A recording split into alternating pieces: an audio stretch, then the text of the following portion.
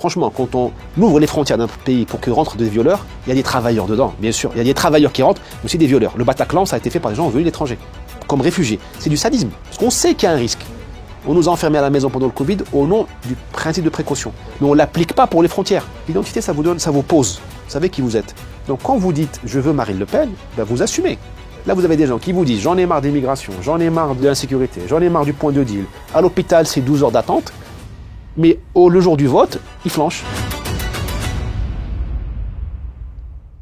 Bienvenue sur Impact. Aujourd'hui, un invité qui nous vient de loin, qui vient de Sao Paulo, Driss Ghali, qui vient nous parler de son livre « L'identité d'abord ».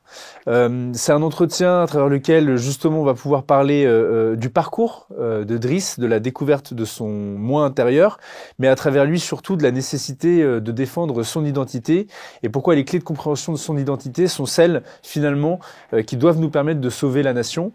Je vous remercie, j'en profite pour vous remercier parce que vous êtes nombreux à nous suivre. Abonnez-vous, commentez, n'hésitez pas à réagir, à partager cet entretien autour de vous. Votre soutien nous aide de fait à avoir des invités aussi prestigieux que Driss, voilà, qui nous a fait l'honneur de répondre à mes questions. J'en profite également pour remercier notre partenaire, Epopée Film, grâce à qui ces entretiens ont lieu. Donc Epopée, je vous le rappelle, c'est la plateforme de vidéo à la demande des amoureux de la France. Sur Epopée, vous retrouverez des documentaires, des reportages, des émissions culturelles et très bientôt de la fiction. Évidemment, tout ça produit fait maison, donc 100% production française. Je vous dis à très bientôt et bon entretien.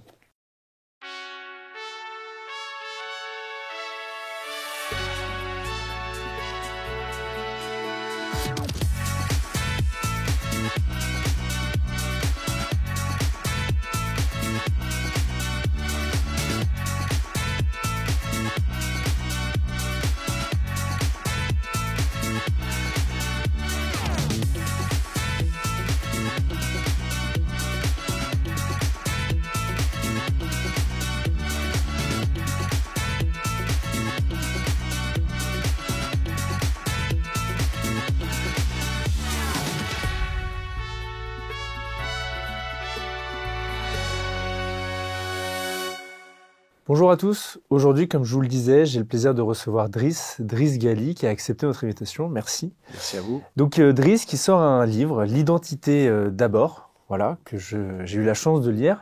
Lettre ouverte d'un immigré aux Français qui ne veulent pas disparaître. Alors c'est un livre, comment je dirais, qui casse les codes, aussi bien sur la forme que sur le fond. Sur la forme, c'est un livre autobiographique, c'est ça, mais qui crée une proximité immédiate entre le lecteur et l'auteur, parce qu'il y a tutoiement, langage fleuri. En tout cas, on s'ennuie pas, c'est clair. Hein, beaucoup de descriptions et d'événements qui retiennent l'attention. Ça, c'est pour la forme. Et puis sur le fond, en fait, c'est une sorte de d'introspection. Et vous nous donnez l'occasion de vivre justement cette introspection avec vous. Et on découvre en fait les fondements de ce qui vous pousse à agir, à écrire et à parler surtout. Parce que le commencement était le verbe. C'est vrai. Et c'est de là que part toute action en réalité. Donc, avant que vous nous en disiez plus sur votre livre et que vous rentriez dans le détail, pourquoi lettre ouverte d'un immigré aux Français qui ne veulent pas disparaître? Parce que on sait que dans votre livre, vous le dites, hein, vous êtes d'origine marocaine. C'est ça. Vous vivez actuellement à Sao Paulo, si je me trompe pas. Et mais vous vous adressez aux Français. Pourquoi? Très bonne question. En fait, en vérité, le livre s'adresse au genre humain, hein, sans prétention, il s'adresse à l'être humain. Parce que l'identité est un problème et une solution universelle. C'est le pétrole de demain. Celui qui connaît son identité, la maîtrise et la fructifie, comme on fructifie un héritage. Il y en a qui le dilapident, il y en a qui le cultivent. Hein. Celui qui arrive à faire cette prouesse, le monde lui appartient, personne ne peut l'arrêter. Donc c'est valable pour un Chinois, pour un Indonésien, pour un Marocain ou pour un Français. Mais je pense que on a voulu avec l'éditeur axer le titre au moins sur le public français parce qu'en France, il y a une urgence identitaire. Le pays va mal parce qu'il s'est oublié. Il y a un malheur identitaire français. Bien sûr, il y a une crise économique, il y a une crise sécuritaire, il y a une crise de l'éducation, il y a une crise climatique si on veut aussi. Mais il y a à la racine, il y a la crise identitaire. D'accord. Le pays va mal parce qu'il s'est oublié. Il a oublié ses forces, au fait. Et il a oublié ses faiblesses. Donc parfois, il commet des erreurs et il ne sait pas que ce sont des mauvaises habitudes prises lors de son histoire. Par exemple, je m'arrêterai ici, cette espèce de guéguerre absolument destructrice entre la gauche et la droite, c'est la vieille pulsion de la guerre civile en France, la vieille passion de la guerre civile en France, entre protestants et catholiques, entre Vichy, le reste, monarchistes, républicains. La Révolution a été une énorme guerre civile, complètement inutile, parce que Louis XVI avait tout donné aux révolutionnaires, et ils l'ont quand même tué. Ils ont quand même fait 12-14 ans de génocide en Vendée, ils ont massacré une classe sociale entière, l'Église, ils ont noyé les prêtres à Nantes. Enfin, ça, c'est un défaut d'identité française. Moi, ce que je dis dans le livre, il ne faut pas du tout en avoir honte. Tous les peuples ont... Moi-même, j'ai des zones d'ombre, j'ai des démons, mais il faut juste, en mauvais anglais, le manager. Il faut l'administrer. En être conscient, en fait. En être conscient et le garder sous l'œil. L'identité, elle est utile quand on l'a sous les yeux. Oui. Quand on l'assume, et quand on l'a sous les yeux. Quand on voit qu'on cède à la tentation de diaboliser la droite, de dire que toute la gauche est nulle et anti-France, on dit attention, je fais attention, c'est ma pulsion de guerre civile qui revient. Parce qu'on est, malgré tout, vous avez plus de points communs avec Sandrine Rousseau, identitairement qu'avec moi à la limite, ou qu'avec un...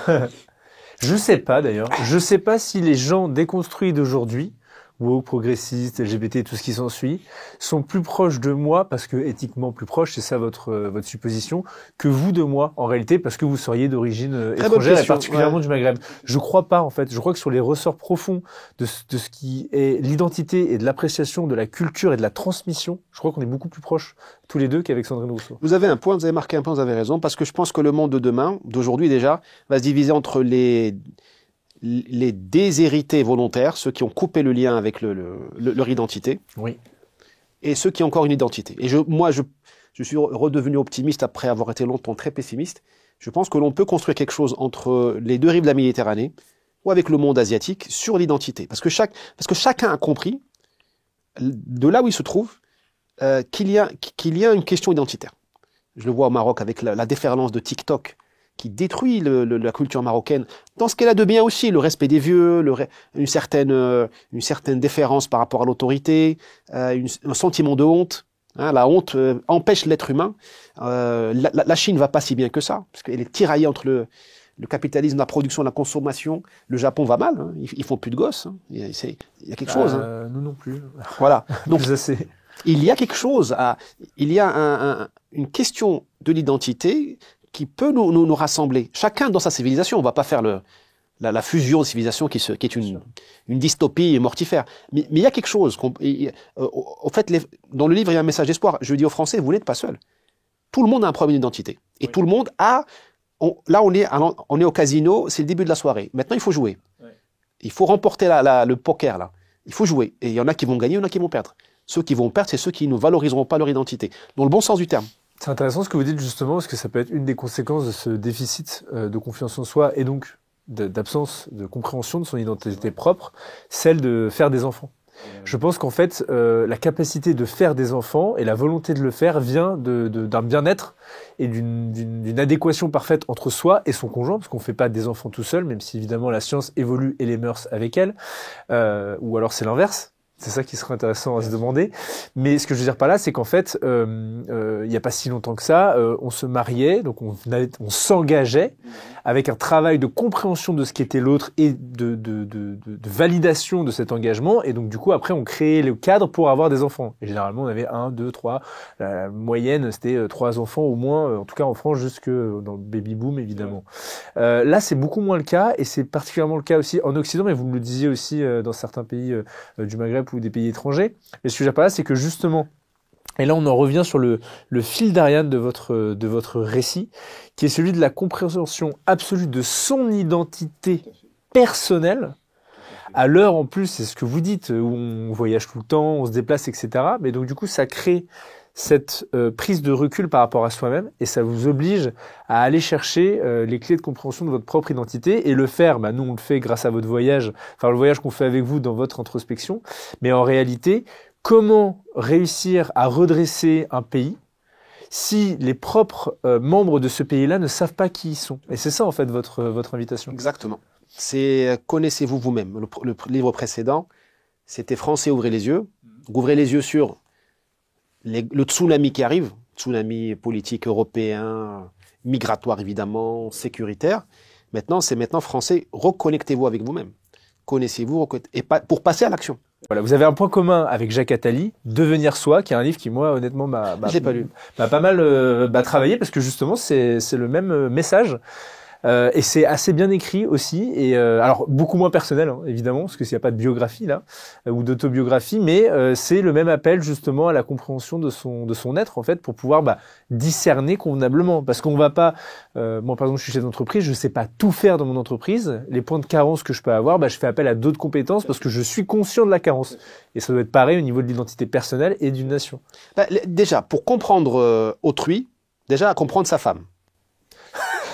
Comprendre ses enfants, comprendre. Alors de là, déjà, c'est un défi. C'est pareil aussi dans l'autre sens, ça, bien sûr. Oui, bien sûr. Même si les hommes, nous sommes beaucoup plus primaires, à mon humble avis, nous sommes beaucoup plus lisibles pour une femme. Hein. L'inverse, à mon avis, les hommes sont moins. Oui, elle dit non, ça veut dire oui, et il faut qu'elle nous explique là où pour elle c'est évident. C'est souvent là le problème. Plus que ça, enfin, nous, on est très primaire. Hein. On est très, enfin. Très simple à comprendre, j'ai l'impression. La plupart des hommes, bien sûr, pas par les artistes ou autres. Les femmes, en tout cas pour moi, hein, et je pense que je suis pas, c'est un mystère. Et c'est ce qui nous attire en elles. C'est cet aspect mystérieux. Donc, alors, moi, ce que je propose dans ce livre, c'est se disséquer, un peu à la manière de la Renaissance. Hein, C'était Da Vinci, je crois, c'est ça qui, voilà. C'est se disséquer. L'homme de Vitruve, ouais. Voilà. Qu'est-ce que je suis, moi? Mon anatomie émotionnelle, spirituelle, psychique. Parce que c'est comme un Lego. Si j'arrive à comprendre le Lego et le reconstruire, moi, dans mon cas, le Lego a été détruit. Donc, j'ai dû le reconstruire moi-même. C'est pour ça que j'ai appris.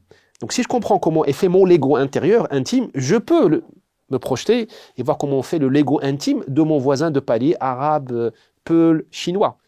Moi, je suis étonné, enfin, sidéré par ces bobos parisiens ou new-yorkais ou de Los Angeles, hein, c'est la même maladie, qui vous disent bienvenue aux Afghans, aux Maghrébins, aux Somaliens, je suis citoyen du monde. En fait, ils ne connaissent rien d'eux-mêmes. En fait, ils connaissent rien de l'étranger parce qu'ils ne se connaissent même pas eux-mêmes.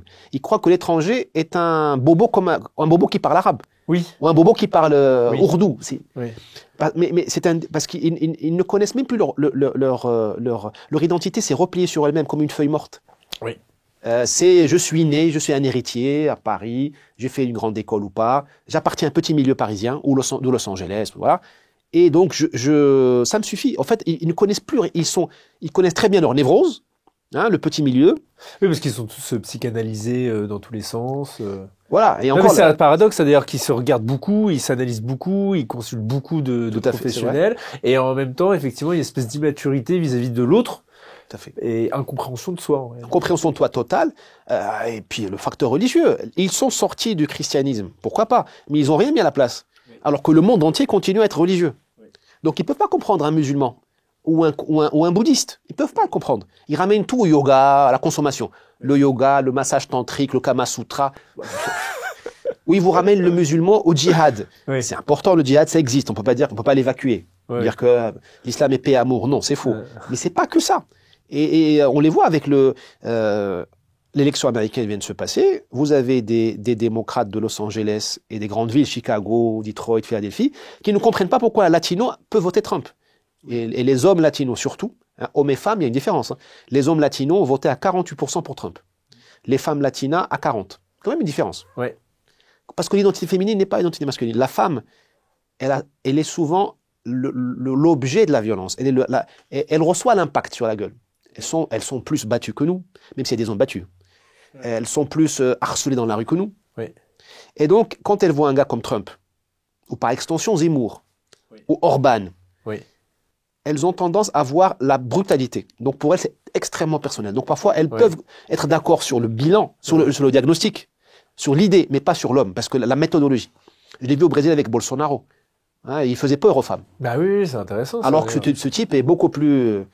C'est Lula qui est dangereux pour les femmes. C'est Lula qui, quand Lula a été élu, toutes les prisons du Brésil ont fait la fête. Hein. Ouais, donc tous les violeurs, les assassins. Donc moi, je suis une femme, je dis attention. Mais bon, c'est comme ça. Donc les Latinos, pourquoi ils ont voté pour Trump à 48% et 43%, hommes et femmes? Parce que, et ça, les démocrates ne comprennent pas. Parce qu'un Latino, il n'a aucun problème de race. Un Latino, c'est un métis. Qu'il soit mexicain, c'est métis aztèque espagnol.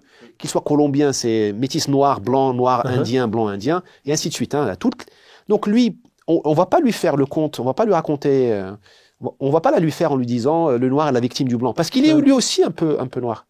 Et lui, c'est un blanc déclassé. Donc, il se voit pas comme victime. Donc, c'est normal qu'il tombe pas dans le panneau, comme tombe un noir américain, qui, à 75%, les hommes ont voté pour Kamala Harris. C'est intéressant. Donc, ça, un bobo peut pas le comprendre, parce qu'il se comprend même pas lui-même, donc il peut pas se comparer. Et la grande finesse de la pensée occidentale, c'est cette pensée comparative. Les lettres persanes, Montesquieu. Le type se met, et on est au 18e, hein, c'est ça. Ouais. Il se met dans la peau d'un prince perse. Il y avait pas Wikipédia. Hein, donc, c'est ça, et c'est ce qui permet de sortir de soi. C'est vrai que c'est plus difficile que de consommer la politique comme on le fait aujourd'hui. Oui, c'est-à-dire qu'en fait, ce que vous disiez, cette perte de transcendance de religion a amené cette super élite mondialisée en fait à s'auto-centrer, à s'auto-regarder, et donc du coup, de fait d'être complètement à côté de la plaque vis-à-vis des grands enjeux. Souvent. Et vu que la morale aujourd'hui qui gagne malheureusement, mais qui est en train de perdre du terrain, mais qui jusqu'à maintenant montait avec le mondialisme, était de dire l'être humain. Pardon, je suis un peu enrhumé. L'être humain est dans son ensemble gentil. Et donc du coup, en fait, on doit l'accueillir comme n'importe quel, comme notre voisin. Finalement, on a vite fait l'expérience que c'était pas du tout comme ça que ça se passait. Vous parliez des prisons notamment, c'est évidemment le cas. Ils se connaissent pas, donc ils connaissent pas leur zone d'ombre. Donc comment peuvent-ils imaginer qu'un arabe ait une zone d'ombre? En plus, dans leur religion globaliste, tout ce qui n'est pas blanc est un ange. Ce sont des catholiques zombies. Hein. Ils ont oublié le démon. Il y a un démon. Le diable dans la Bible, dans la Torah, le Coran, tout ça. Le démon existe. Et donc, ils voient plus que des anges. Ils ont gardé du catholicisme que l'aspect, les anges, la charité, tout ça. Et donc, ils accueillent le monde entier chez eux, en oubliant qu'il y a des violeurs outre-mer aussi. Si le démon existe, c'est ceux qui dénoncent justement la guerre civile, l'insécurité, la barbarie, etc. Vous avez raison. C'est ça qui est dingue. Nous sommes les hérétiques leurs hérétiques maintenant. Ouais. Et comme du temps des Cathares, l'hérétique n'a aucune espèce de droit de l'homme. Non. Il faut l'éliminer. Oui. Il faut le censurer, l'éliminer, le faire crever de faim. Et pour eux, c'est normal, parce que ce sont des catholiques qui s'ignorent. Ouais, moi, j'ai jamais vu des gens aussi sectaires que des gens qui se revendiquaient de gauche. Ouais, bien sûr. Moi, on pourrait dire, c'est un secret pour personne, je suis de droite. Quand je vais en soirée, je discute avec tout le monde. Et même d'ailleurs, je suis extrêmement curieux des avis des uns et des autres parce que j'aime à comprendre mon environnement. Eux, en revanche, lorsqu'ils savent que de fait je me positionne plutôt à droite, il y a un espèce de no-go comme on dit dans les boîtes anglo-saxonnes total quoi. C'est ça qui est assez incroyable. Et ils ont peur de se contaminer avec le péché. Ouais, c'est ça. Le péché, hein, la compagnie du démon, la compagnie du diable. Et c'est le grand problème français. Parce qu'encore une fois, nous ne sommes pas des Américains. Les Américains, ils ont plein de défauts, mais au moins, ils sont restés protestants. Donc, ils ont une religion. Oui. Nous, on n'a plus de religion. Oui. Et on a mis la gauche à la place. Oui. C'est très difficile de déraciner une religion. Ouais. Comment vous si on allez a la religion des droits de l'homme. C'est ça, la religion des droits de l'homme. Ouais. Qui nous tue. Oui. Parce que dans le droit de l'homme, il y a homme. On ne connaît plus l'homme. Oui. On connaît plus l'homme. Aux États-Unis, il y a un gang vénézuélien qui rentrait sous l'ère de Biden, parce que Biden a ouvert la frontière sud. Oui. Plus 10, plus 12, plus 14 millions de nouveaux migrants, dont un gang vénézuélien qui a été libéré du Venezuela, des prisons vénézuéliennes, était transplanté par les passeurs, éventuellement par le gouvernement Maduro, aux États-Unis. Ça s'appelle Tren de Aragua. Le train, donc un groupe, plusieurs wagons. Hein. Aragua, ça doit être une région ou une ville de Venezuela, ultra violent. Ouais. Et très violent, enfin, traite des blanches, drogue et tout ça. Et vous avez des mères femmes de villes démocrates qui disent la police ne va pas les chercher, ici. La police fédérale ne peut pas les chercher. Et on ne peut pas l'expliquer, on peut dire qu'elle est folle, mais c'est aussi un comportement religieux. C'est-à-dire que... c'est un dogme, en fait. C'est un dogme, voilà. C'est un dogme, mais c'est une espèce de fossilisation. C'est très difficile à enlever. Oui, c'est-à-dire que là où, en fait, la religion a porté le concept de bien et de mal, finalement, aujourd'hui, la religion de l'homme, elle crée justement l'indifférenciation entre le bien et le mal, parce qu'en fait, chaque homme peut définir lui-même ce qui est bien et ce qui est mal. C'est vrai aussi. Ça a été notamment les dérives de libération dans les années 80, 90 sur la pédophilie, etc. C'est-à-dire qu'en fait, si l'homme s'autodétermine et autodétermine sa propre morale, bah à ce moment-là, c'est la porte ouverte à toutes les fenêtres. Et puis même, pour l'expression, Toutes les fenêtres, le clin d'œil à Gad Elmaleh, mais comme quoi les références sont toujours présentes. Mais ce que j'appelle, c'est qu'en fait, à partir de ce moment-là, tout est possible. Tout est réalité alternative. Et là, on devient fou, en fait. On est chez les fous. On est chez les fous. Et on est chez que vous disiez justement, j'en profite, j'ai le droit alors moi je suis pas journaliste, je le dis. Est-ce que j'ai le droit de lire certains extraits parce que justement, je trouve que c'est extrêmement intéressant. Le parti unique stimule la rupture des solidarités tous les jours, crise sanitaire ou pas, MeToo pour monter les hommes contre les femmes, Black Lives Matter pour monter les noirs contre les blancs, touche pas à mon pote pour rendre racistes les petits blancs qui devient le déni systématique de la délinquance d'origine immigrée. Tous les noirs et tous les arabes alors qu'ils devraient détester les délinquants et seulement les délinquants. C'est-à-dire qu'en fait, vous mettez en perspective l'idée que non seulement chacun définit sa morale, mais en plus de ça, c'est le tous contre tous, quoi. C'est-à-dire que chacun c'est à celui qui aura la meilleure carotte victimaire ou qui sera le plus victime du système, quoi. En fait, c'est un jeu binaire, paradoxal. C'est-à-dire que on vous donne l'impression que vous pouvez être fou. Avant, les fous, on les enfermait, hein. Oui. On leur mettait la camisole de force. Maintenant, on a les fous, ils sont en hôpital de jour et tout ça. Bon, je suis pas médecin, donc je vais pas avoir un avis formel sur le sujet, mais la métaphore est celle-ci, c'est que devenir fou aujourd'hui est rendu licite par le système. Dès qu'un mec qui est dingo, on le met député, on le met à la télévision, il est chez France 5 en train de débattre. C'est vrai. Dès qu'il y a un type sérieux, on lui dit tu fermes ta gueule, tu es trop ennuyeux, tu es de droite, voilà. C'est vrai. Ça, c'est systémique dans le sens où le système veut ça. Et donc, on te permet d'être fou, mais il y a quand même des règles du jeu. C'est-à-dire, la folie se limite à ne pas faire la révolution, parce que personne ne s'en prend à l'Élysée ou à la Défense. Quand je dis le parti unique, c'est l'alliance du CAC 40 avec l'Élysée, ou de Wall Street avec le Parti démocrate. C'est ça, l'alliance du capitalisme et de l'État, l'État profond. Parce que l'État profond sans entreprise ne vaut pas grand-chose. Parce que la plupart des gens travaillent dans le privé, et le privé est devenu une prison des peuples. Le wokisme, la journée de je sais pas quoi, du réchauffement climatique. Bah, c'est des camps de rééducation. Hein. Moi, j'entends des amis qui sont dans des grands groupes que je citerai pas. Ils ont des stages, des formations en inclusivité, en sexualité, en acceptation des différences communautés qui existent. Enfin, c'est quand même assez fou, quoi. C'est un camp de rééducation. Comme chez les soviétiques, en fait. Le soviet est passé à l'ouest. Et avec des logiques d'autocritique. Il faut dire oui, je ne me rendais pas compte que j'avais un privilège blanc. Alors que moi, je dis dans le livre, je suis dans une famille bourgeoise marocaine. Ma dépression a annulé mon privilège. Oui, j'avais un privilège à la naissance, bien sûr. J'étais dans une école privée, j'avais des parents qui étaient éduqués, qui sont éduqués. Mon père est mort, ma mère est vivante. Oui, j'ai eu des couches, Pampers, j'ai eu plein. Enfin, désolé, j'ai été vacciné, j'ai eu toutes mes dents. Ok, mais ma dépression a annulé tout ça. Donc il est où le privilège? Ça fait un reset, quoi, comme on dit. Ça a fait un reset, j'ai fait un reset. Donc dites à une blanche qui se fait violer par un OQTF ou même par un blanc qu'elle a un privilège, c'est juste indécent. Et les entreprises aujourd'hui font cette espèce de rééducation. Mais tout ça, on donne une fausse impression de liberté aux gens, au point d'être fou. La folie est autorisée, mais il y a une condition. Il faut diviser la société. Il faut s'en prendre à l'ennemi public numéro 1, qui est aujourd'hui la personne honnête, au fait. J'aimerais bien justement que vous nous parliez du concept de parti unique qui revient régulièrement dans votre livre. Moi, ça m'a fait penser au ministère de la vérité de George Orwell, finalement. Et c'est vrai qu'en y réfléchissant dans nos soi-disant démocraties, en fait, peu importe le camp qui gagne, c'est toujours le même agenda qui avance. Donc, est-ce que, du coup, vous avez parlé de l'alliance entre l'État et les grandes entreprises. Est-ce que vous pouvez nous en dire même un petit peu plus sur ce concept un peu de parti unique? Le parti unique, c'est effectivement ces deux choses. C'est l'alliance entre l'État et les entreprises, c'est-à-dire que l'entreprise s'est auto-intitulée agent politique, alors qu'elle ne l'est pas. L'entreprise doit faire du pognon, payer ses salaires et payer les impôts.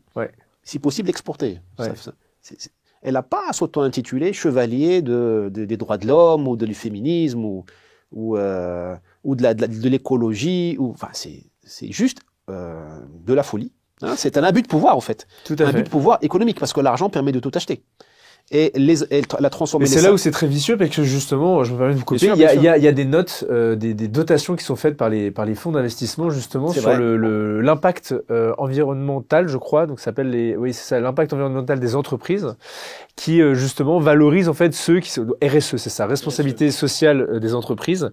Et donc c'est un peu des bonus, malus qui sont donnés aux entreprises si elles ont des toilettes non binaires, si comment je dirais, il y a une semaine de respect, je sais pas moi, de quel par exemple d'une minorité qui aurait souffert à un moment donné de son existence, etc. En fait en fait c'est un peu la course aux subventions mais version capitaliste en fait. Ouais, c'est pire que les subventions parce que c'est vraiment l'actionnaire qui exige que l'entrepreneur, qui est plutôt un type pragmatique. Oui, ah oui, sinon il est mort.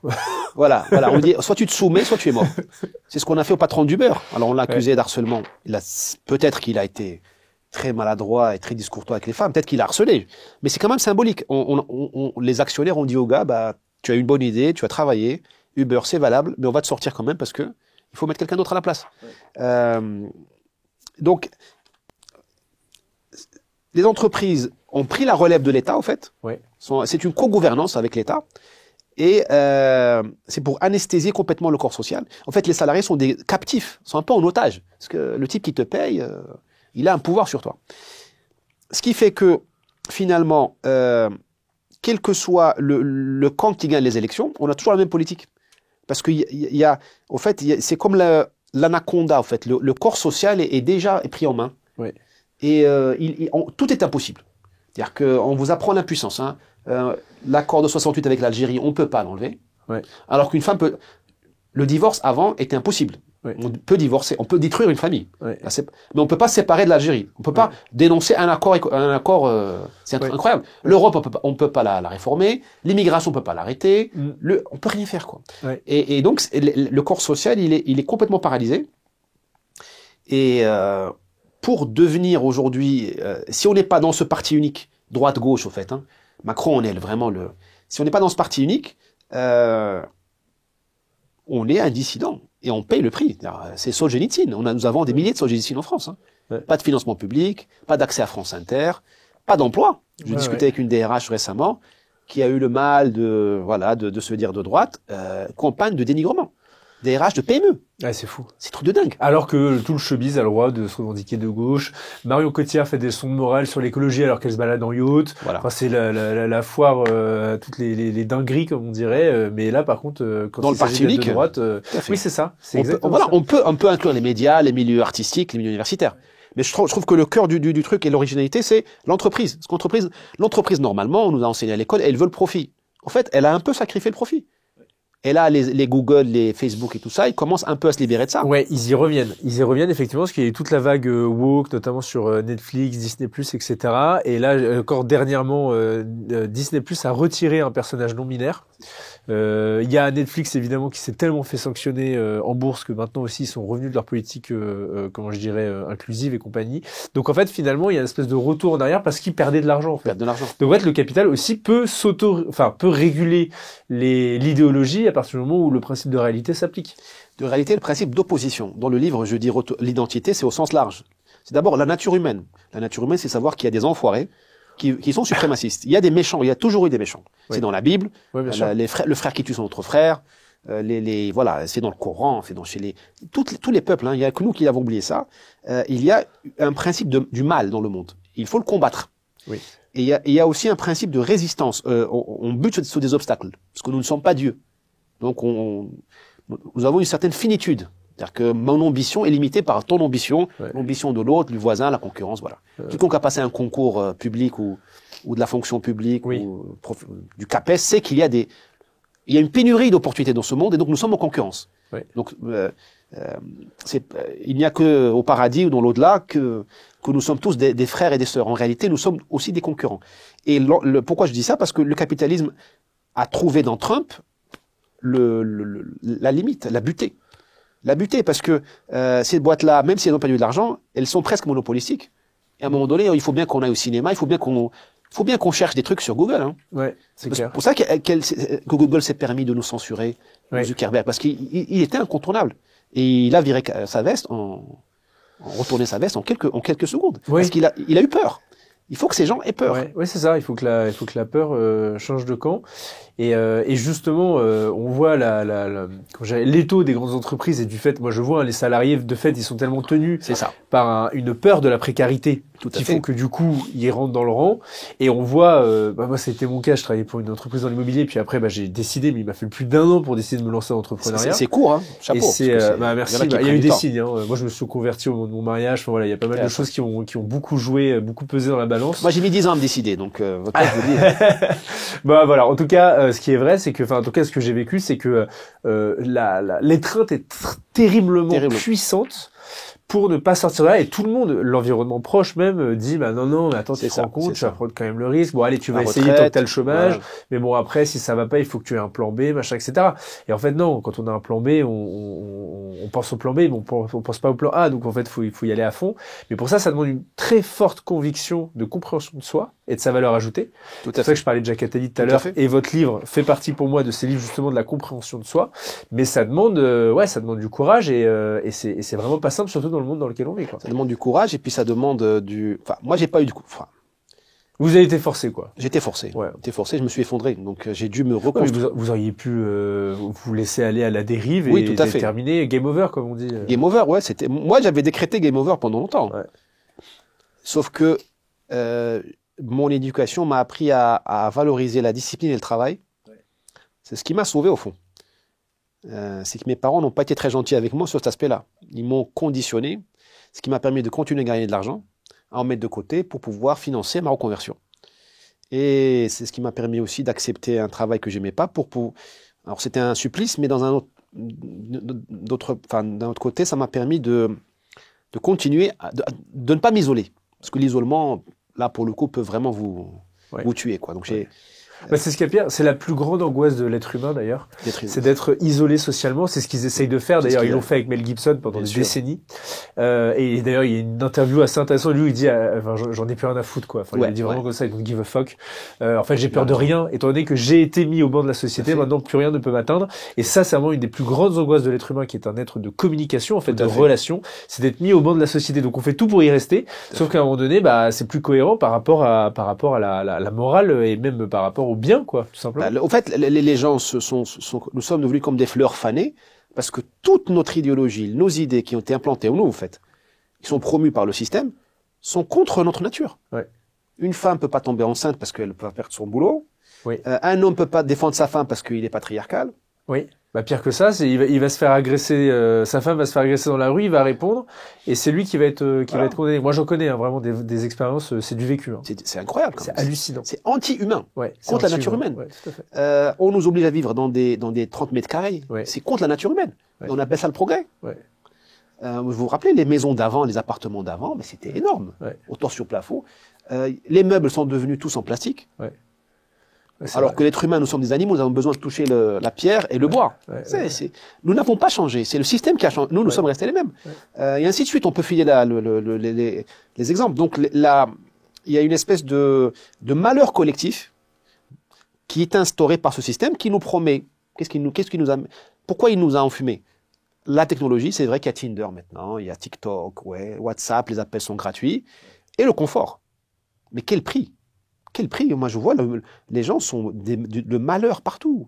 Ouais. Les gens sont pas heureux, ils font pas de gosses. Voilà, parce que l'identité, c'est pas seulement la couleur de la peau, l'origine, la confession, mais c'est aussi le projet. Qu'est-ce que je fais? Le gosse, c'est un projet.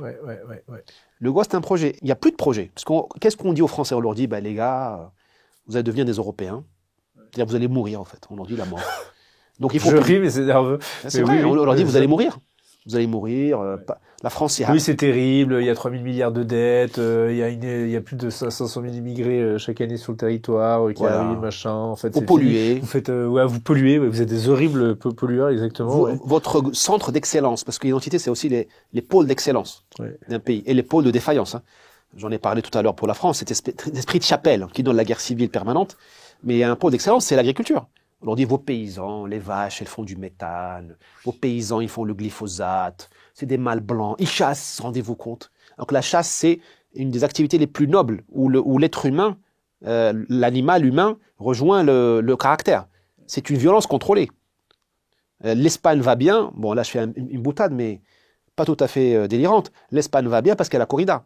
Parce que je préfère Parce que comme l'homme est méchant par nature, Rousseau s'est complètement planté. Hein. Oui, on en revenait à la religion des droits de l'homme, c'est de considérer que l'homme, en fait, est bon, mais que c'est la société qui le rend mauvais. Et on voit le résultat, d'ailleurs, aujourd'hui. Alors qu'en fait, c'est l'inverse. C'est ce qu'apporte la religion. L'homme n'est pas mauvais, la création de Dieu n'est pas mauvaise, mais le péché originel peut le rendre mauvais. En tout cas, à laisser rentrer le mal, entre guillemets. Et après, il y a une lutte sans cesse, à vie, si je puis dire, contre le mal. L'exemple du Christ, hein, qui s'est... qui vient sauver l'humanité. Ouais. Tout à fait. Donc le paysan, il est pas bon, alors que c'est ce qu'il y a de plus français, quoi. C'est cette paysannerie-là. Et en plus, c'est vraiment un secteur où la France peut être particulièrement fière, justement, parce qu'elle a réussi à rester un leader dans ce secteur, mais plus pour longtemps, malheureusement, parce qu'évidemment tout est fait pour les détruire. Bien sûr. Il suffit de voir le salon de l'agriculture. Hein. En fait, c'est des grosses multinationales, la plupart qui se réunissent. Voilà, c'est plus ce que c'était en réalité. Et c'est la question de l'identité qui, au fond, prenons cet exemple-là de l'agriculture. Qu'est-ce que c'est que la France ? Je suis sidéré de voir que nos chefs ne savent plus ce que c'est que la France. Ouais. La France, c'est 36 000 paroisses devenues 36 000 communes. Et ce sont les paysages français. Moi, très sincèrement, les paysages autour de Beaune, c'est incroyable. Ça n'a pas de prix. J'ai des amis à Montpellier, donc je prends le train. Le Pic Saint-Loup, vue du train, c'est superbe. Les Cévennes, la gestion de l'eau dans les Cévennes, mais c'est ça la France. Ouais. 100 millions de visiteurs l'année dernière. Quoi La France. La France, 100 millions de touristes. C'est la première destination touristique mondiale. Donc le monde entier veut venir voir ce qu'on fait, l'identité française, mais nous, on est incapable de réaliser, pire on le détruit. Ouais, vous avez vu la cérémonie des JO. Oh là, c'est une catastrophe. Le monde entier rêve de flirter avec Amélie Poulain. Oui. Le gars qui vient à Paris paie 300 € la chambre d'hôtel, c'est qu'il veut voir des petites Amélie Poulain et éventuellement flirter avec. Oui. Et les femmes se comparent à elle. Moi, je vois ma femme, pour elle, la France, c'est le maquillage. C'est Louis Vuitton, c'est Hermès. Oui. C'est ça la France. Ben nous, on lui met des trans avec des avec des schtroumpfs bleus, des types à poil, à la limite, à la mode antique. Oui. Parce que nous sommes tous les fils de la Grèce. Là, vous avez des mecs. C'est ça. Il y a une espèce de revenons sur le secteur agricole. La France, c'est les paysages. Oui. Donc c'est des hommes qui travaillent les paysages, des hommes et des femmes. Oui. Donc à la limite, le capitalisme, dans un sens, on s'en fout. Si le capitalisme est plus efficace avec un agriculteur pour 100 000 hectares, ben nous on dit non. Sinon, à quoi ça sert d'être un peuple ? Sinon, on devient américain et on se on se connecte à Washington et on arrête d'avoir une Assemblée nationale. Pourquoi nous payons un État aussi cher et des députés aussi inutiles ? C'est pour qu'ils défendent l'exception française. Parce que c'est comme le Maroc. Le Maroc a une vocation musulmane. On peut être d'accord ou pas, on peut critiquer l'islam ou pas, c'est pas le but. Mais le Maroc, on peut pas lui demander de devenir un État protestant. C'est juste, on peut pas, parce que c'est vrai que le protestantisme est très efficace d'un point de vue économique. Le culte de l'argent, enfin, la non-diabolisation de l'argent, l'ambition personnelle. Ok, très bien. Ok, mais c'est un crime contre un peuple de le dénaturer. On va pas demander à la Russie je sais pas, de devenir une je vais essayer de trouver un exemple intéressant, de totalement s'européaniser. Parce que la Russie, c'est vraiment le métissage entre l'Est, les Mongols, les Tatars, tout ça, les dingues qui nous ont envahis, c'est les Huns et tout ça. Donc il y a une souffle de vie. La Russie a deux poumons. Il y a le poumon asiatique et le poumon européen. Quand elle s'occidentalise, elle est trop triste. C'est les années Yeltsin. Et quand elle s'orientalise, on va dire, elle se croit pas assez civilisée. Donc, la Russie, c'est les deux en même temps.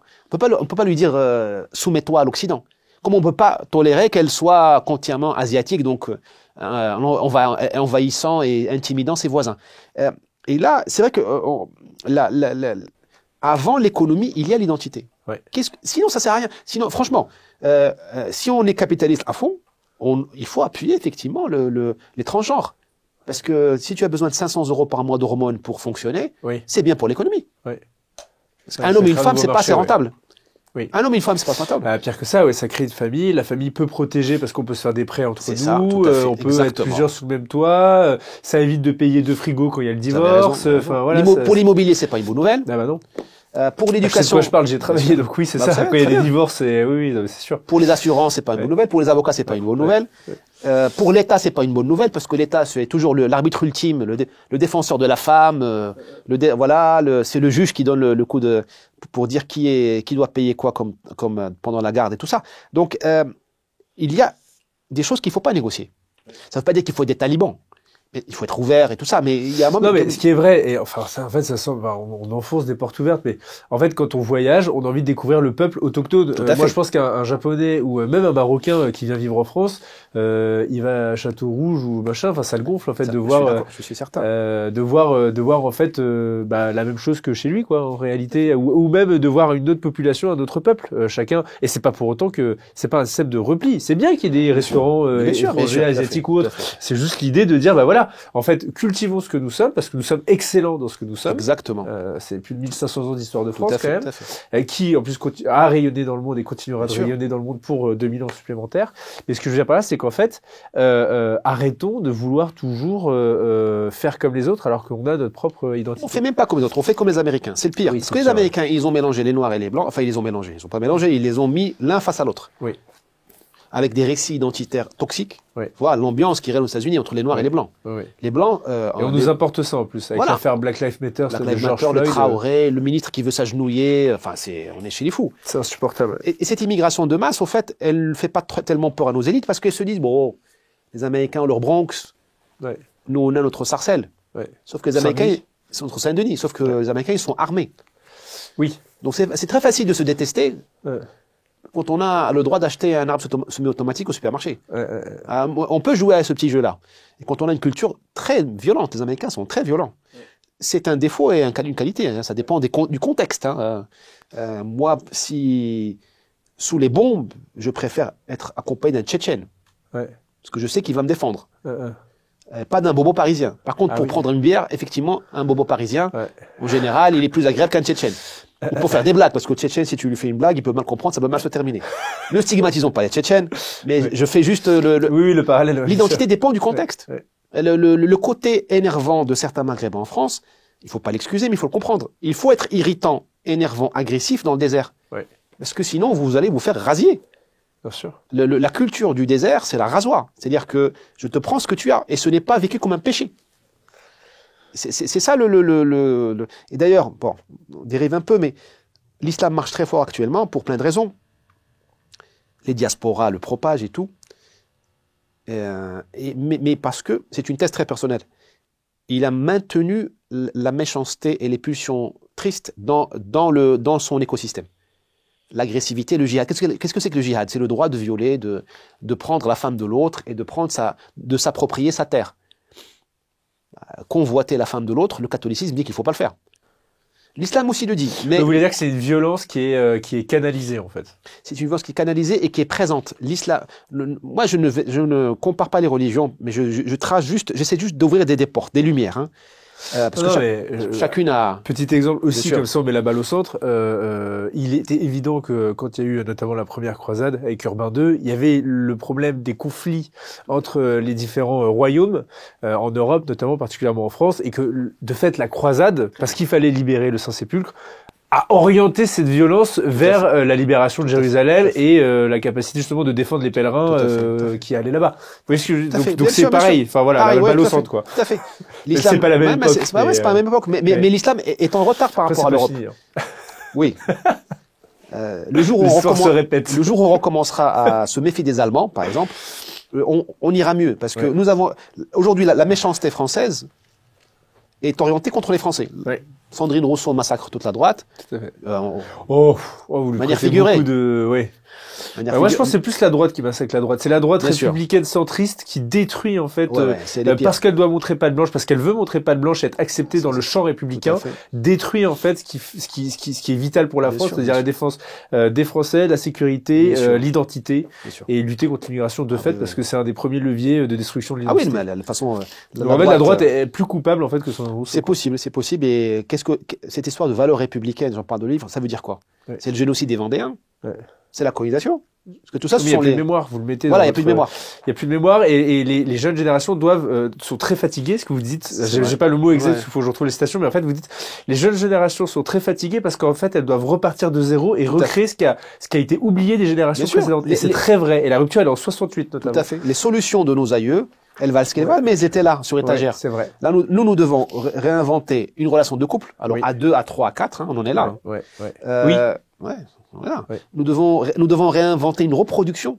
Nos aïeux, c'était un homme, une femme. Oui. L'utérus, et voilà. Nous, maintenant, on se dit, oui, pourquoi pas dans le laboratoire, la GPA, voilà. C'est la PMA qui est remboursée par l'État français, donc nos impôts, c'est 15 000 euros. 15 000 euros. Et GPA, c'est pas encore légal en France, mais ça viendra par égalitarisme. Parce que si les lesbiennes, homosexuelles femmes ont le droit d'avoir des enfants, bah pourquoi les homosexuels hommes n'auraient pas le droit d'en avoir? Donc en fait, on y va, quoi. Voilà. On réinvente tout. On réinvente tout. On réinvente l'urbanisme. Enfin, c'est une horreur. Haussmann a tout réglé, tous les problèmes sont, on refait tout. Tu vois, maintenant il faut des vélib, il faut des trucs, on casse tout, on réinvente une morale, on réinvente, enfin on est tout le temps en train de, on réinvente, qu'est-ce que c'est qu'un homme, on n'arrive plus à le définir. Donc l'homme.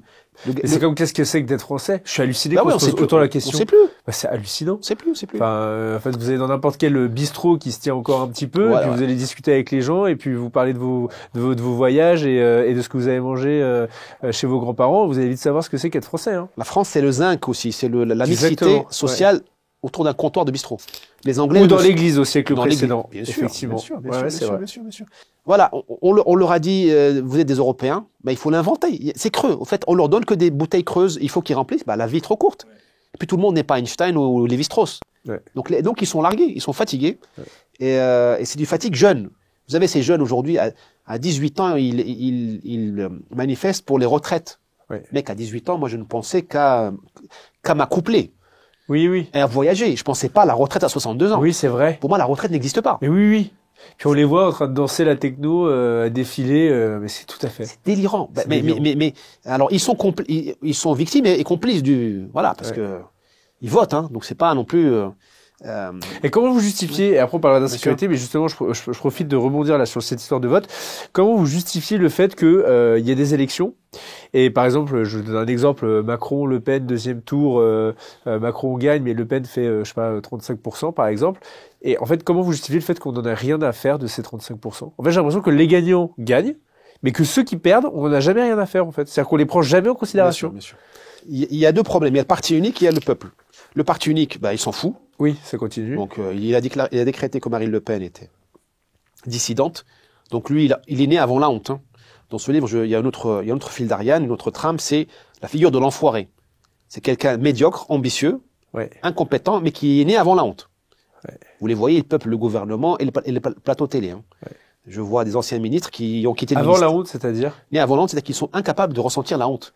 Oui, d'accord, ok. Leur bilan est pourri. Oui. Ah bah c'est Bruno Le Maire qui dit je vais mettre à genoux l'économie russe, et le gars nous plante de 300 milliards d'euros quoi. Il plante la France au fait, mais il s'est jamais excusé. Ah bah jamais. Non, puis il dit non, tout va bien. C'est vous qui n'avez pas compris. Oui, c'est ça. Il a monsieur, je l'appelle monsieur 1000 milliards, 1000 milliards de dettes en plus. Oui, c'est 1000 milliards, pardon, c'est pas 300 milliards, c'est 1000. 1000 milliards, vous vous rendez compte? Il est resté 7 ans à Bercy, et le type, il va au... Et puis il fait des leçons, quoi. Et je crois qu'il est dans le privé maintenant, il travaille pour une boîte américaine, ou je sais plus où est-ce qu'il est, mais... Il paraît qu'il va... Oui, c'est ça, il a essayé de travailler en Suisse, et puis, je sais pas, il donnait des cours d'économie, enfin... Toute détente, quoi. Avant, c'est un appelant, ils ont pas honte. Le problème des gentils garçons, et j'en parle dans ce livre, je dis, les gentils garçons, les gens bien ont un grand problème, c'est qu'ils se culpabilisent trop. Si Bruno Le Maire fait 1000 milliards de dettes, et il en a rien à faire, il l'assume. Pourquoi moi je vais me culpabiliser? Je vais à la bataille, je m'en fous de ce que va penser de moi Libération ou France 5. J'y vais banco, parce qu'au moins, je suis sûr que je ferai mieux que Bruno Le Maire. Gabriel Attal, il sort récemment comme s'il était une jeune donzelle qui a jamais gouverné, comme s'il était l'alternance. Alors qu'il sort du gouvernement. Enfin, c'est le fruit du parti unique, Gabriel Attal. C'est vraiment c'est l'archétype. L'archétype. Hein. Il te dit en fait. Elias, la mort d'Elias, c'est insoutenable. Mais mon gars, mais tu étais où pendant... Attends, combien d'immigrés en plus? Aucune réforme pénale. Les prisons, ils n'ont pas construit de prison. Les juges continuent de faire ce qu'ils veulent. Mais tu étais où? Enfin, ferme-la. C'est ça. Un type bien, comme je le décris, un gentil garçon, est bon. Parce qu'il faut être gentil et bon. Enfin, gentil, je veux dire humain. Faut pas. Moi, je juge souvent un homme. Mais avoir une conscience et l'écouter, en fait. L'écouter. Et bien traiter les gens inférieurs à vous. Faut pas humilier les gens inférieurs à nous. Et Dieu sait que, et moi, je suis inférieur à beaucoup d'autres. Hein. J'aime pas quand je vais être. Il faut faire attention aux petites gens. C'est ça comme ça qu'on peut mesurer un être humain, sa valeur. Il faut se désinhiber. Il faut se désinhiber parce que vous avez aujourd'hui un parti unique, peuplé par des gens comme ça, qui sont post-démocratiques, qui s'en foutent complètement du vote. Mais vous avez un peuple aussi de castors, une partie du peuple, hein. Ce sont des castors qui n'ont plus d'identité. Parce que l'identité, ça permet de... C'est comme le lest, hein, en français, hein, le lest. Il faut lester. Lester, oui, bien lester. sûr. L'identité, ça vous pose, d'être posé. Vous savez qui vous êtes. Donc, quand vous dites « je veux Marine Le Pen », ben, vous assumez. Là, vous avez des gens qui vous disent « j'en ai marre d'immigration, j'en ai marre de l'insécurité, j'en ai marre du point de deal. À l'hôpital, c'est 12 heures d'attente. » Mais le jour du vote, ils flanchent. Ouais. Il s'assume pas. Oui. Parce qu'il confie son pouvoir. Et ils sont tout seuls dans l'urne, hein, enfin, dans l'isoloir. Voilà. Ils ont pas un flingue sur la tempe, hein. Et le mec dit, ouais, en fait, j'ai voté pour truc parce que je veux sauver la République. Mais je lui dis, mais sauve-toi d'abord. Sauve ta femme, sauve des gosses. Après, on sauvera la République. S'il faut la sauver. Ouais. Mais c'est l'identité. L'identité au sens large. C'est vraiment c'est l'oxygène. Enfin, c'est comme un ballon. Et voilà. Et bien sûr. C'est l'hélium. Il faut, et ce ballon, il est en nous, il n'est pas chez Zemmour, il n'est pas chez Le Pen, il n'est pas chez Maurras, il serait chez Le Pen. Ah, très intéressant. Ce serait facile. C'est super intéressant ce que vous Mais dites. en fait, il est en nous. Et c'est ça le problème. Oui, bravo, merci. Parce que du coup, on parle de l'homme providentiel et de l'idée qu'en fait, c'est une fable, que l'homme providentiel, il est en chacun de nous, mais qu'il faut se donner les moyens, justement, d'y aller, d'avoir les convictions et de se connaître et de s'assumer, en fait. Il faut faire sa part du job. Voilà. Sachant que, je dis dans le livre, il faut rester à sa place. Ouais. D'abord, pour rester à sa place, il faut la découvrir. Ah oui. Donc, la religion nous dit, il y a sûr. Dieu qui est souverain, le vrai souverain, c'est lui qui a le dernier mot. Ouais. Et vous avez une mission, c'est de l'adorer, de pas commettre de péché, et d'avoir une vie chrétienne, une bonne vie musulmane, juive, etc. Et donc, c'est pas la peine que vous vous occupez de changer de sexe, c'est Dieu qui décide. Ouais. Pas la peine que vous changiez la rotation de la terre, tout ça, c'est Dieu qui décide. Ouais. Donc déjà, la religion nous remet à notre place, c'est-à-dire qu'elle nous dit, ne perds pas de temps avec des choses qui ne servent à rien, quoi. Ouais. Un homme peut tomber enceinte, non, c'est bon. C'est déjà réglé, le truc est déjà réglé. Pas la peine de perdre. Nous, on a oublié. On se prend pour Dieu. Donc, on perd notre temps. Parce qu'il y a d'autres choses à faire. C'est le mythe de Prométhée, hein. Voilà, Prométhée, exactement. Ou le gars, là, de Icare, hein, qui monte. Voilà, on est tellement monté haut, là, qu'on se ferait, voilà. Donc ça, c'est le fonde et tombe, bien sûr. On a ce problème-là de rester à sa place, mais c'est aussi, reconnaître qu'on n'est pas plus Napoléon, Charles de Gaulle. Il y a peut-être parmi nous de Charles de Gaulle. S'il y a un Charles de Gaulle qui apparaît, il faut l'aider. Oui. Mais il faut pas se prendre pour Charles de Gaulle. Pas souvent. Oui, puis c'est pas fait tout seul, comme Napoléon avait ses maréchaux, évidemment, comme Charles de Gaulle a pu aussi s'appuyer sur les maquis, les résistants, etc. Enfin voilà, il y a de fait, en fait, l'homme providentiel, il devient providentiel de par ses efforts, sa compréhension de lui-même et de l'environnement qui l'entoure et des appuis qu'il peut avoir de gens aussi qui savent qui ils sont, ce qu'ils apportent comme valeur ajoutée, etc. Donc, et il faut pas lui reprocher d'être un homme ou une femme. Bien sûr. De Gaulle, il y avait 10 milliards de défauts. Oui. Mais ceux qui l'ont rejoint, notamment des gens de gauche, hein, oui. Ou même de l'extrême droite, la vraie extrême droite. Ce qu'il appelait la cagoule, il l'a dit. Hein, à Londres, il y avait les kippas et la cagoule, quoi. Ouais, les gars, ils signaient pas en bas de toutes ces déclarations, mais ils ont reconnu ça. Aujourd'hui, on reproche aux gens leur exceptionnalité. Pourquoi toi, pourquoi pas moi? Mais mon gars, c'est comme ça. Il y a une pyramide sociale, et vaut mieux. Moi, je préfère qu'un Charles de Gaulle fasse le boulot pour moi et que je reste dans mon confort dans un certain sens. Non, mais peut-être que justement peut-être que le Charles de Gaulle de demain, il aura lu ce livre et il se sera dit bah voilà, donc maintenant je vais m'écouter, je vais arrêter de faire comme on me demande de faire, je vais faire comme moi je veux faire, et demain on aura peut-être un nouveau le projet. Moi je serais ravi si on arrive à libérer les gens. Ouais. Nous vivons dans une époque coloniale. Il y a la colonisation par l'immigration de masse, il y a la colonisation que nous imposons à nous-mêmes, qui est identitaire, c'est-à-dire de dire je suis une victime. Ouais. Parce qu'on est colonisé par parti unique qui vous dit, vous êtes prends peur de la racaille, prends peur du climat qui change, prends peur on peut rien faire contre la Chine, on peut rien faire contre l'accord de 68. Puis voilà. C'est jamais vraiment de sa faute. C'est-à-dire qu'en fait, on se remet jamais vraiment en question. Bah oui, la victime est toujours victime voilà. En fait, c'est jamais, moi je le vois vraiment particulièrement chez les jeunes, je dis, ah non, mais c'est pas de ma faute, et c'est pour ça d'ailleurs que la France Insoumise fait un score aussi élevé, et je suis halluciné, que ce soit autant. C'est qu'en fait, c'est jamais de la faute de l'individu. Je suis pas d'accord, particulièrement quand on est dans un pays comme la France. Honnêtement, les clés sont quand même bien, les cartes sont quand même bien distribuées. Donc non, honnêtement, là-dessus, c'est clair qu'il faut se remettre en question. Ouais. Oui, il faut. Voilà, sur le vote et les filles, il y aurait beaucoup à dire. Hein. C'est aussi l'identité française. Nous avons toujours eu des moments dingos. Oui. Notamment la Révolution. Bon, on va au clash à chaque fois. Donc, on va au clash, mais on perd la tête complètement. Ouais, complètement. Bah, littéralement même. Hein. Voilà, littéralement. Voilà. Littéralement. Nous en vivons un aujourd'hui. J'espère qu'il va pas aboutir. C'est ce moment et les filles de Robespierre, des fous, du délire. Oui, complètement. Et d'une violence inutile. Les mecs, ils ont tout. Ouais. Rappelez-vous vraiment, la France est un peuple d'élite qui a des moments d'absence de soi, en fait. Ouais. Comme les Américains. Comment les Américains sont quand même... Ils ont des moments de folie. Le dernier a été le wokisme, qui peut-être se termine. L'autre a été la prohibition. Comment vous interdisez l'alcool? Ils l'ont fait. Ils y ont cru. Voilà. Ça va pas changer. Mais ce qu'il faut... Enfin, ça changera si on change le peuple. Hein. Mais si on change les mentalités, parce qu'effectivement, comme je le disais, chez les jeunes, beaucoup considèrent que le revenu universel est normal, que il est normal de pas faire d'efforts, il est normal que 70% des gens ne payent pas d'impôts, donc c'est-à-dire qu'il y a 30% des gens qui payent pour 70% des gens qui payent pas d'impôts, parce que l'école est toujours gratuite, les hôpitaux sont toujours gratuits, même si, comme vous le disiez aujourd'hui, c'est beaucoup plus difficile d'accéder aux hôpitaux. Et puis surtout que voilà, le monde entier a le droit de s'aider chez nous, quoi. Il y a pas de problème. Donc non, il y a un très grave problème des mentalités et ça commence par se remettre en question et je pense qu'effectivement c'est un exercice que vous avez fait et je vous remercie de le partager dans ce livre et d'avoir accepté cette invitation justement parce que déjà c'est un effort comme je dirais, enfin ça demande un grand effort de raconter sa propre vie et sa propre reconstruction et c'est un passage nécessaire si on veut pouvoir justement apporter sa valeur, enfin sa pierre à l'édifice quoi. Le génie français, c'est ça.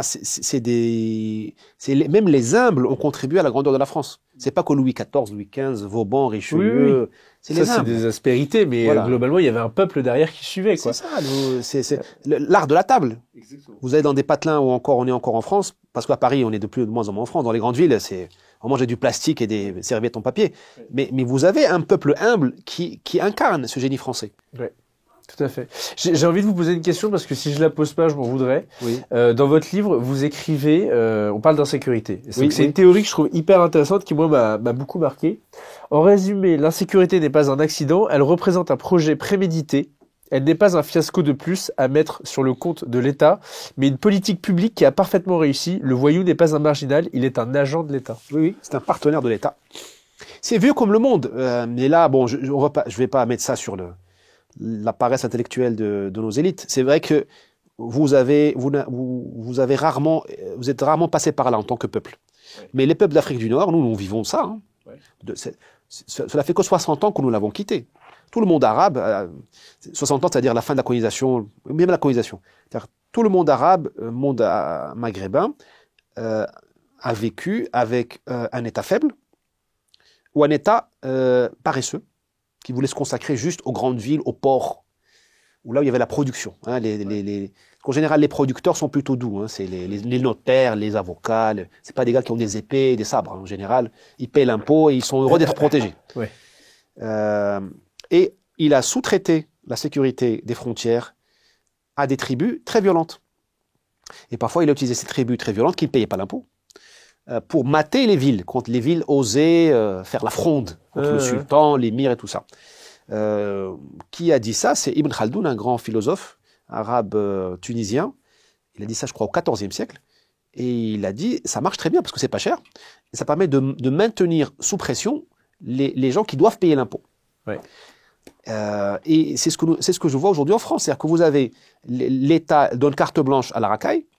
Parce que franchement, à chaque fois qu'ils passent devant un juge, on a l'impression qu'on leur donne c'est comme dans les jeux électroniques d'arcade, on leur remet on remet un jeton, ouais. Un jeton, allez, recommence. Tu as le droit de te réinsérer. Donc on a des mecs qui ont 12 condamnations et qui sont quand même dehors. Ouais. En plus au QTF. Oui. La totale. Oui, bien sûr. Alors que 6 mois, si ma femme... Ah mais vous payez pas votre impôt, on vient vous prélever directement sur votre compte en banque un mois après. Hein. Bien sûr. Moi je le vois aussi au Brésil. Hein. Vous payez pas une amende, c'est direct. Hein. Direct, à la source. Hein. En fait, vous avez deux peuples aujourd'hui. Vous avez un peuple qui a tous les droits, qui est cette micro-minorité, dans le peuple immigré en général, pas tout le peuple immigré, micro-minorité d'ultra-violents, qui sont les pirates d'avant. Ouais. Les bédouins, le bédouin du désert. Les bédouins du désert. Je vais encore me faire plein d'amis, au Maroc notamment, mais beaucoup de Français ne comprennent pas le problème du Polisario, Sahara marocain, Algérie. Pourquoi? Parce que le Sahara n'a jamais eu de valeur stratégique. Par contre, il y a eu des routes, parce qu'il n'y a pas d'eau. Pas d'eau, pas d'agriculture. Ouais. Donc pas beaucoup peuplé. Parce que, voilà. Loin de la mer. Par contre, il y avait des autoroutes dedans, du commerce, des caravanes. Ouais.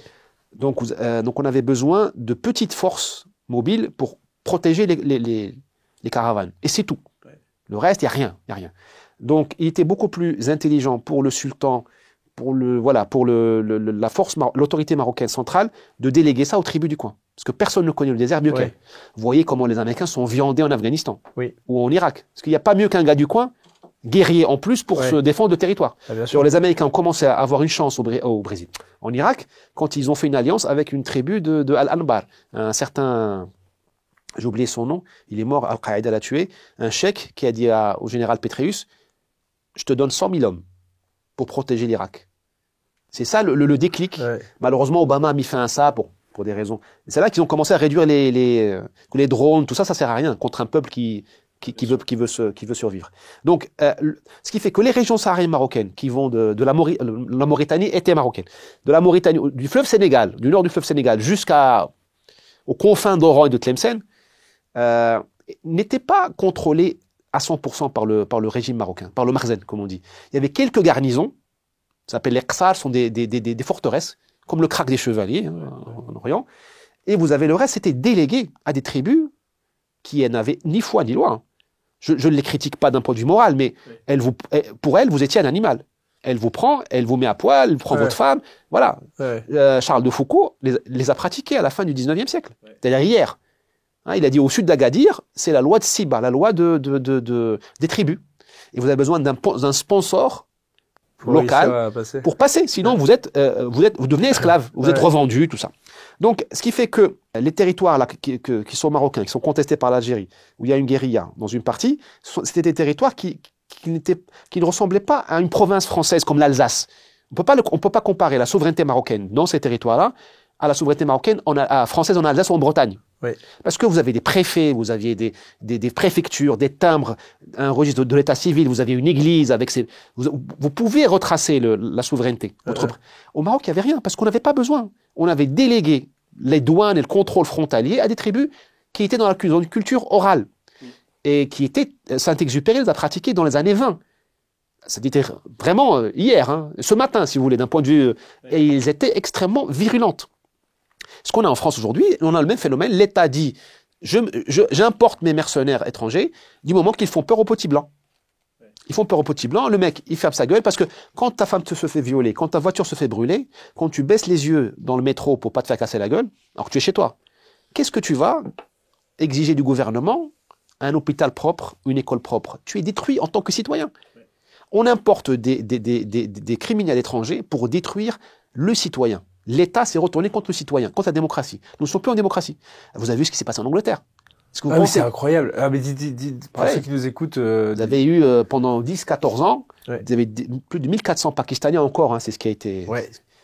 qui ont violé des jeunes filles, mais des enfants. Plusieurs centaines de milliers, Voilà. Quelqu'un a parlé de 200 000 blanches violées depuis l'an 2000. L'État n'a pas bougé. C'est hallucinant. Alors, le même État anglais qui est capable est capable d'aller chez les gens par rapport à un tweet ou à un commentaire Facebook. Voilà, tout à fait. Mais c'est hallucinant. L'État n'est pas faible. C'est vrai, c'est étonnant. Parce qu'à droite, on dit l'État est faible. L'État n'est pas faible. Il n'a jamais été aussi fort. Il n'a jamais autant récolté d'argent. Puis maintenant, avec la technologie... il y a 48% d'impôts obligataires. Il fait ce qu'il veut. Hein. Puis, c'était difficile pour l'État français de Vichy d'aller chercher quelqu'un qui cachait quelqu'un. Aujourd'hui, avec les tags, le RFID, la géolocalisation du téléphone, l'État français sait très bien ce qui se passe. Il sait très bien ce que vous dites. Les téléphones peuvent être écoutés. Alexa de Apple a écouté les gens. D'ailleurs, Apple a fait un accord pour ne pas aller en justice. Hein. Donc, c'est pas la conspiration. Alexa écoutait les gens. L'État américain est dans le GAFAM. Voilà. Enfin, l'État, c'est, comme on dit en américain, c'est piece of cake aujourd'hui de contrôler un peuple. L'État n'est pas faible. Pendant le Covid, l'État était tyrannique. On a su nous boucler à la maison. Et j'ai pas vu le Conseil d'État casser les décisions de l'État français. Donc, l'État anglais a abandonné cette population-là, non pas par peur des Pakistanais. Enfin, franchement, vous avez vu leur gueule, c'est pas Jean Giscan. C'est des petits voyous qui roulent au cannabis. Faut pas non plus, hein. On n'est pas devant. Oui, c'est pas le cartel. Les fondateurs du Taj Mahal, des grands guerriers. On a laissé ces violeurs violer les petites blanches. Parce que tu détruis un mec. Ta fille, tu peux pas la défendre. Tu es mort. Donc ce petit blanc-là, il va rien demander. Il va se replier sur une vie de consommation. Est-ce que c'est pas juste par peur d'embrasement? Non, parce que quand on veut, on peut. On a vu pendant le Covid. C'est vrai. On a enfermé tout le monde pendant le Covid.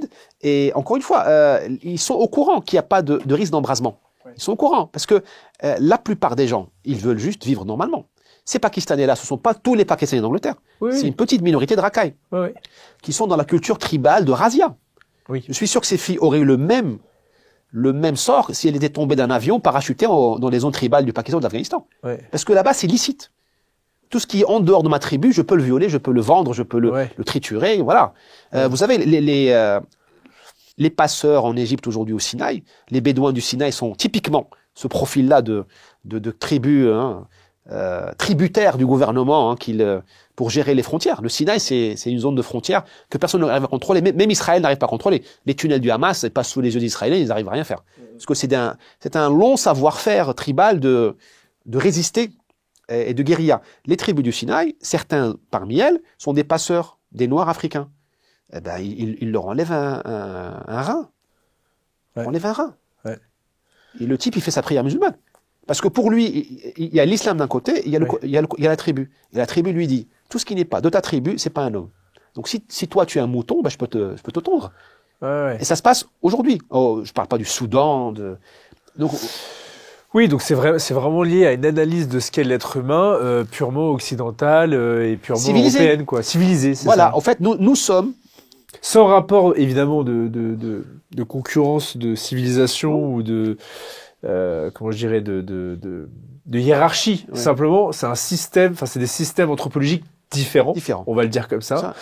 Et, mais en revanche, effectivement, nous, notre regard qu'on porte là-dessus, notre grille d'analyse est totalement, obsolète. Parce que nous sommes centrés sur Paris, donc sur des gens civilisés. Oui.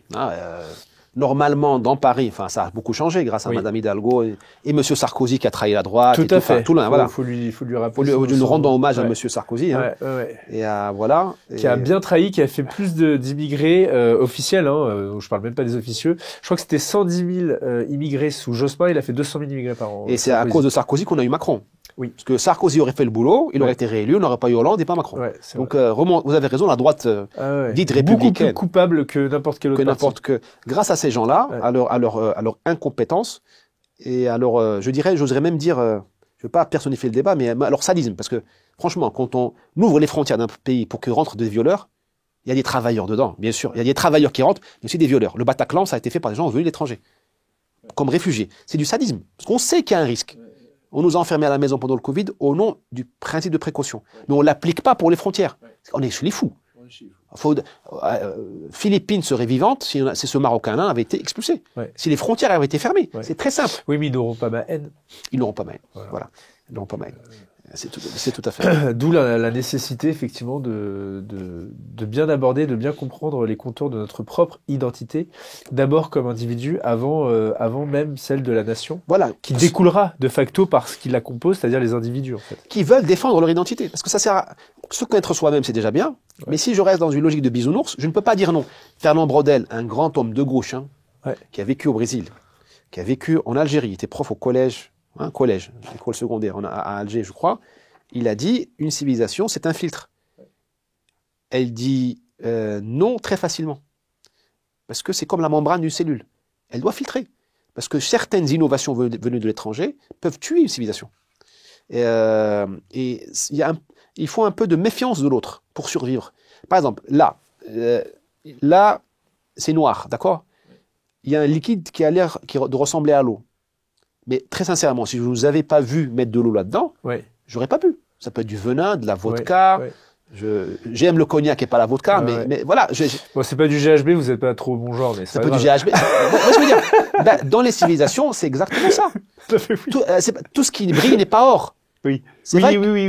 Tout à fait. Non, mais bien sûr. Donc le monde arabe, par exemple, a adopté le costume. Quand même, c'est incroyable que les leaders du monde arabe et les gens du quotidien portent des t-shirts. Nous devrions porter des djellabas ou des tenues, des qamis, parce que ça correspond plus à notre climat. La ceinture augmente la température. Et la cravate augmente la température. Mais on le porte quand même. Donc nous avons accepté volontiers l'accoutrement occidental, mais nous avons filtré l'admonestation occidentale qui consiste à dire libérer les femmes. On a beaucoup tergiversé. On les a libérées pour travailler, parce que le capitalisme nous a convaincus, mais on les a voilés. Ouais. Le voile islamique à la mode saoudienne, c'est une espèce de négociation, de compensation. Ouais. Parce qu'aujourd'hui, au Maroc, que je connais un peu mieux que le reste du monde arabe, les femmes, en général, gagnent plus que l'homme. Donc pour le psychisme du Marocain, c'est une révolution, c'est une violence. Ouais, bien sûr. Et on a compensé ça en voilant les femmes. Ok. Vous voyez ce que je veux dire? Ouais, très bien. Donc ça, c'est la civilisation. La civilisation marocaine a dit oui, mais à la mixité. Oui, à condition que. Vous voyez ce que je veux dire? Et ça, c'est salvateur parce que, bien sûr, moi, je préfère le bikini au voile islamique. Surtout dans des pays musulmans, je dirais pas la même chose en France, où le voile, à mon avis, n'a rien à... Non, mais c'est l'idée de la paix sociale vis-à-vis de ce qui compose l'ADN de la civilisation localement, quoi. Moi, je préfère avoir des Marocains bien dans leur peau et qui travaillent pour produire du PIB, c'est ce qui manque. Pour sortir de la pauvreté, il faut créer de la prospérité. Que des Marocains qui sont repentants, parce que nous avons, par exemple, juste un exemple, nous avons accepté l'alcool. Il y avait de l'alcool avant au Maroc, avant l'alcoolisation. C'était l'alcool de figue. Mon grand-père en faisait. C'était comment on dit, mahia, c'est de l'eau vive. Oui, de l'eau de vie. De l'eau de vie, pardon. Ouais, très bien. Oui, mais l'eau vive aussi, c'est pas mal. L'eau de vie. C'est poétique.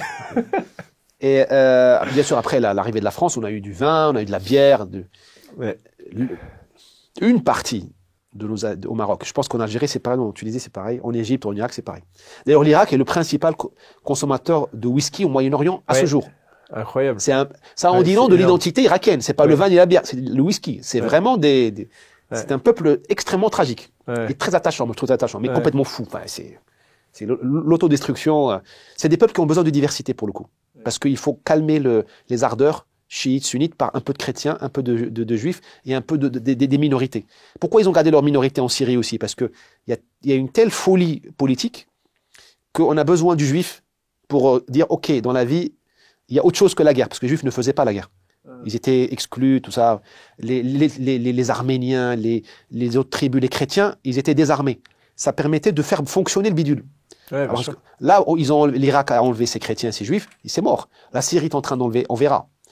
Et elle enlève ses chrétiens, tout ça, elle va mourir, elle va perdre son principe régulateur. Moi, je préfère un peuple qui va bien dans sa peau, même si... Voilà. Donc revenons à l'alcool au Maroc. On a créé la folie collective, où vous avez des gens qui boivent toute l'année, beaucoup ou pas beaucoup, peu importe, hein, je ne suis pas un juge des mœurs, mais quelques jours avant le Ramadan, c'est switch off, et je bois rien. Et moi, vous voyez ce que je veux dire? L'être humain a besoin de compenser toujours sa pratique, et ça donne tout ça. Et ça, je le pardonne. C'est de la folie de boire toute l'année, de ne pas boire pendant le Ramadan. Mais si les gens, ils sont tranquilles dans leur tête, ils fondent leur famille, ils produisent du PIB, le Maroc s'en sortira. Vous voyez, et vous aviez un équilibre très français. Et il est cassé par ce manque de transmission. Il ne faut pas casser l'équilibre d'un peuple. Il faut bien être conscient de ce que nous sommes pour pouvoir apporter la pierre à l'édifice, et surtout parce que le projet, en fait, c'est quoi quand on est nous, on est deux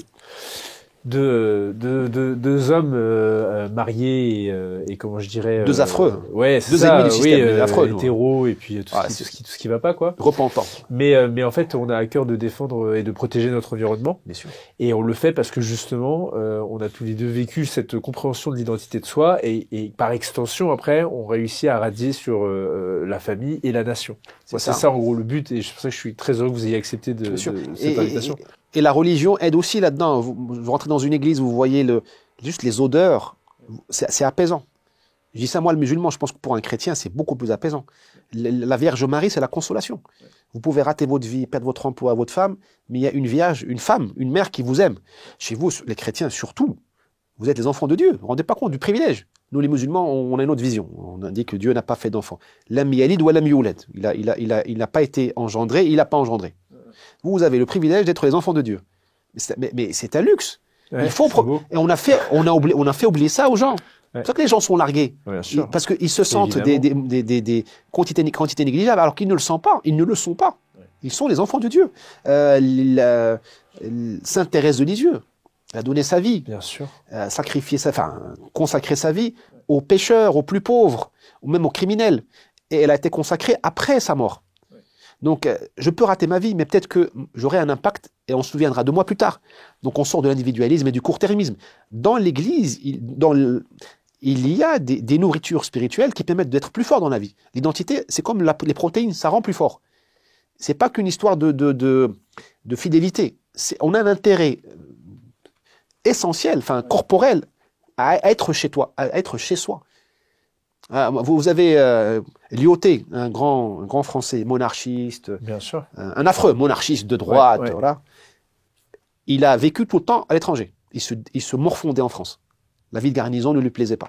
C'était un militaire, de la cavalerie, je crois, d'infanterie, je sais plus. Il a vécu en Indochine, à Madagascar, en Algérie, au Maroc. Mais partout où il allait, il montait sa tente, il recréait la France, de 18h à 6h du matin. Nous avons tous, mais c'était son équilibre mental. Il avait besoin de ça. Parce qu'on a besoin de se sentir chez soi. Parce que chez soi, on est à l'aise entre les siens et on peut se confier. Pourquoi je vous parle aujourd'hui? Parce qu'on a une confiance. Une confiance née de nos idées. Donc je suis en famille ici, dans un sens. Et on a privé les gens de leur chez soi. Ouais. Et j'invite les gens vraiment à revenir dans leur... Ils habitent un château, en fait, ce sont des châtelains. Ouais. Les Français sont des châtelains. Ouais. Il faut qu'ils reviennent là-dedans. Ouais, il faut qu'ils arrêtent d'aller dans la dépendance où il y a des dégâts des eaux et une mauvaise isolation et qu'ils reviennent au coin du feu refaire justement ce noyau dur. Exactement. Et moi, je pense que nous, les musulmans, nous allons à la Mecque. Même moi, je veux dire, l'identité tellement... il y a 10 ans, j'aurais dit je n'irai jamais à la Mecque pour pas donner un centime au Ibn Saoud, à la famille saoudienne. Ouais. Je pense qu'ils ont fait beaucoup de mal au monde arabe. Avec le pétrole, ils ont financé l'islamisme. Peut-être le 11 septembre, si Trump tient sa parole, peut-être qu'il nous dira qui a vraiment financé le 11 septembre. Bon, peu importe. Mais aujourd'hui, j'ai envie d'aller à la Mecque. Ouais. L'identité parle plus fort. Ouais. Et pourquoi je vous parle de ça si je suis admis à la Mecque, hein, parce avec ce que je viens de dire. D'ailleurs, la Mecque a été tenue par les Hachimites de Jordanie, qui étaient beaucoup plus cool quand même que les Saoudiens. Mais nos amis britanniques ont préféré donner la Mecque à Ibn Saoud. Voilà. Oui. Parce qu'on choisit toujours le pire, comme M. Macron aujourd'hui qui invite à Paris le président syrien, qui vient d'Al-Qaïda. Oui, c'était pour mieux dealer, j'imagine, l'accès au pétrole, etc. L'accès au pétrole, et puis il y a une histoire drôle, c'est les bureaucrates, c'est génial. Et la France, c'est un pays aussi où on a beaucoup de bureaucrates. C'est la péninsule arabique était divisée en deux morceaux. Il y avait l'ouest, le Hijaz, là où il y a la Mecque, dépendait du Caire. Donc il y avait un Britannique du Caire qui contrôlait cette région. La partie est, du côté qui regarde vers Dubaï et l'Iran, était contrôlée depuis Bombay. Et il y a eu une guerre bureaucratique et c'est Bombay qui a gagné. Et Al-Saoud était sous la zone de Bombay. D'accord. Et donc ils l'ont financé pour qu'il prenne le pouvoir dans les années 20, donc très récemment. Et donc les Hachimites se sont repliés sur la Jordanie. D'accord. Et bon, je préfère le roi Abdallah qu'à MBS qui a fait décapiter dans l'acide là le Khashoggi, son opposant. Ouais. Quand même une différence mais bon. Mais donc les Français doivent aller faire le pèlerinage à Versailles. Oui. Parce que c'est leur maison. Louis XIV n'a pas fait ça que pour la cour. Pour la Pompadour, je sais qui, il l'a fait pour eux. On a besoin de ce baume, parce que la vie est très dure. Et pourquoi se priver? On se coupe les veines, au fait, toute la journée. Et nous, on n'est pas américains, on est français. Driss Ghali, merci. Merci à vous. Merci pour cet entretien. Et puis, j'espère à bientôt pour un prochain livre, alors. Avec plaisir. Si celui-ci vend bien, on en fera un autre. Bon, l'identité d'abord. Je vous invite à le découvrir et à le lire. Vous ne serez pas déçus. À très bientôt. Merci beaucoup.